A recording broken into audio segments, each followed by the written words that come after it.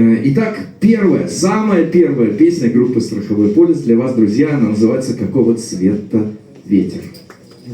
Можно попросить звукорежиссера включить мониторы? Да, и вообще включить все, по возможности, что он выключил. Теперь все замечательно. Ура!